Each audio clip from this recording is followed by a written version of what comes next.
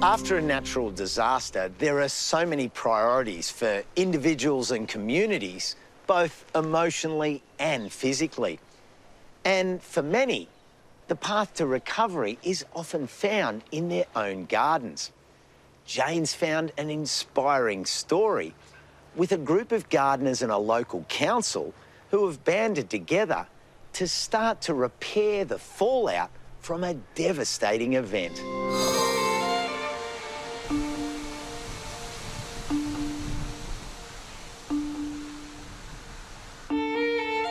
In 2021, one of the worst storms in Victoria's history struck the beautiful Yarra Ranges east of Melbourne. Over an entire night, residents of Kalorama were subjected to the terrifying sounds of wind, rain and falling trees, many up to 50 metres high. Fortunately, no one was killed, but houses were crushed, gardens destroyed and lives changed forever. We'd had something like 300 mil of rain. We had all those huge gum trees that you can see around here that were waterlogged. So with 100k plus winds, we had tall trees falling everywhere. The damage was extraordinary. So the damage to homes, we had 200 families affected. And when you combine that with businesses as well, it was something like 1,000.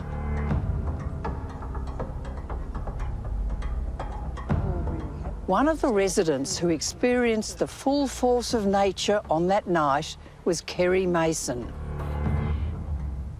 You could just hear trees crashing and could hear them in the distance, and I think it started probably about 5 o'clock, but it was just getting more and more intense. And sitting in front of the fire, and about 8 or 9 o'clock I sort of heard this crack, and I went, oh, that was a bit close. And then I looked up at the window and at the ceiling and noticed that there was a hole in the roof. So, yeah. Because you're surrounded, literally, by yeah. trees, even now, even though the tree. How many trees actually fell? It's about 6 or 7.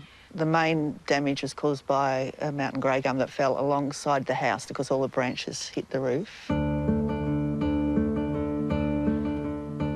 It wasn't just the house that was badly damaged, but also the garden. Luckily for Kerry, a council initiative called Healing in Our Gardens was quickly set up. Well, that's been amazing because just the support really does help take some of that stress away. We had a number of council officers who lived in the area and, you know, including myself, who is on council, hearing lots of people say, yes, it's really important that we get back in our homes and we recover from that, but we also have these gardens that have been affected and, you know, not quite sure where to start or are overwhelmed with that. I think we've had 160 families that have signed up to receive support, and there's been about 14 individual events. We've had information sessions about bringing butterflies to your garden or starting a garden from scratch. We've also had more of the lend a hand community involvement type events, such as we've got here today. Habitat for Humanity is an international non-profit organisation that's also supporting the Healing in Our Gardens program. The coordinator is Tom Alexander. It's really impressive what a group of activated people, like-minded people can do for their community. It's great, isn't it? I It's can see them all in the background. They're all chopping weeds out and pulling ivy off things, and it's really very good.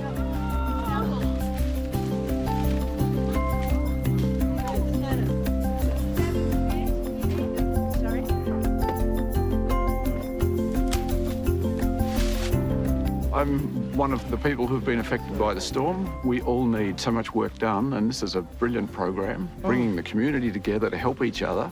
Together we can all achieve far more in one garden than we will individually, of course. That's right. How were you affected on the night of the storm? Well, our home was badly damaged, and it's a split level, and upstairs was pretty well destroyed. But unfortunately, we're still not back in our place, and restoration delays. There's been long periods of time where there's been nobody there, and moisture has got in, black mould went through the whole house, and ultimately everything inside had to be stripped back to what was left of the bare frame. And, It's pretty devastating, isn't so- it? So how many trees were on your block? Oh, we had about an acre with about 60 or so of these large mountain ash trees, and every tree came down.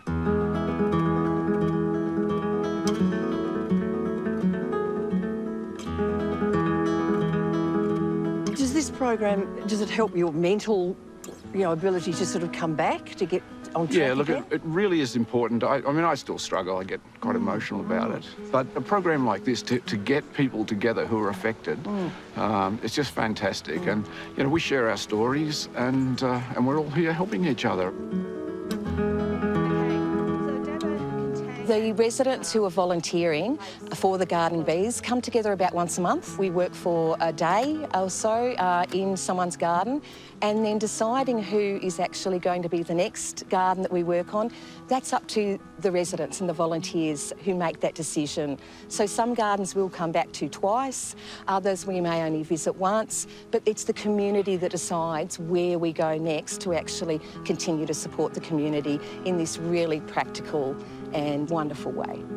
You were another one who had massive damage. Yes, but luckily I'm back home and into my house, and already Healing in Our Gardens has been to clear my paths. Now it looks like my home again.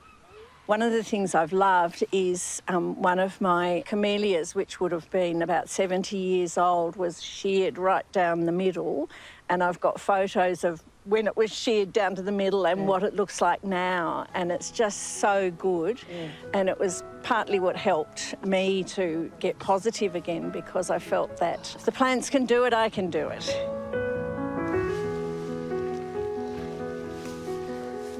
Every gardener understands the importance of their gardens, but for the community in the Yarra Ranges, they really have taken on an even deeper level of significance. At times over the last couple of years, it was like, got me low at times, but then things like this happen and, you can really sort of see the possibilities. Healing in the Gardens, it's our own little, garden community now. Hopefully we can keep on going and helping each other.